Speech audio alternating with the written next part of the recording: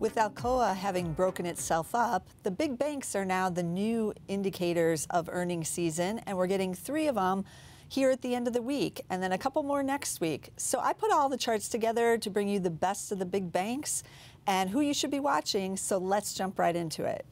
First one out the gate is going to be Wells Fargo. Now, I know I've talked trash about this one in the past, and as you can see from the chart, there's probably a good reason why. Yes, it has beaten almost every quarter except just those 2 misses in the last 5 years, but it's had its own PR issues and problems with its business, and so that's why those shares basically didn't do much in 2017. But they've got a boost at the end of the year as those tax cuts passed and as there's hopes of more interest rates hikes in 2018. Additionally, as the economy stays hot, the banks are where it's at. That's who's going to be lending the money, and that's when their earnings start to really soar. So this is the first big one out the gate. Then we're going to get one of the big regional banks, and I know I've talked about PNC Financial before as well, because that chart is pretty good here. They only have just the 1 miss in 2016, and then shares have been off the races. One time after the 2016 election, you can see that big boost there at the end of 2016, and then they've been steadily climbing here in 2017, again for the same reasons as I just mentioned for Wells Fargo. The bank should do well in this kind of economic environment. And then we're going to turn back to one of the big national guys, JP Morgan.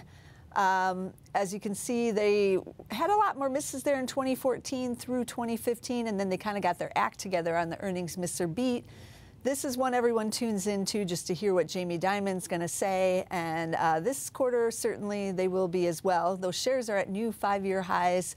Things are looking good for JP Morgan here, but I'll be tuning in because I do want to know kind of how they see 2018.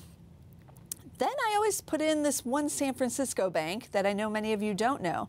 First Republic Bank, as I said, it's in San Francisco. They do much more of the wealth management side.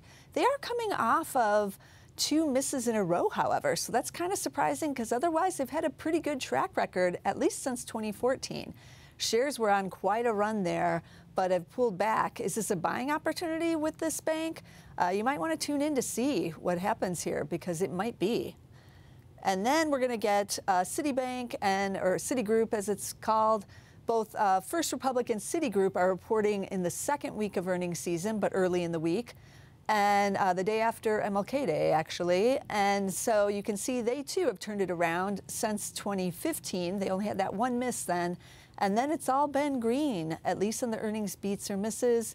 And their chart resembles a lot of the other ones I just showed you. They got a big boost after the 2016 election. And then 2017 was also quite a good year for the shares. A little choppy, but as long as you were in it, you got those gains. And we'll see if it's going to go another leg up here.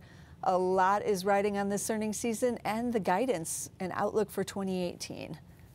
So I'm a big fan of the big banks, and I think all banks in general this year should be doing pretty well. I'm going to be bringing you a lot of them during this earnings season, so we're going to be seeing a lot of those charts of the financials. But what else is going to be hot? I'm going to have all the best charts, of course, as I usually do. And if you want the options trades on those, as always, you should tune in with Zach's Live Trader over on YouTube. It's its own special channel. Dave Bartosiak is over there covering the options trades on many of these hot stocks. So he's going to have all of that, and it's free. So go tune in. There's also a chat board over there if you're interested in chatting about what the options trade are. So be sure to check that out. It's definitely interesting, and you learn a lot, of course. But both Dave and I will be covering all of the earnings action this earnings season, and it's sure to be a dandy. Looks like those earnings estimates are really up this year or for this quarter, and we're going to get guidance going into 2018. So don't miss out on any of the action. Be sure to tune in.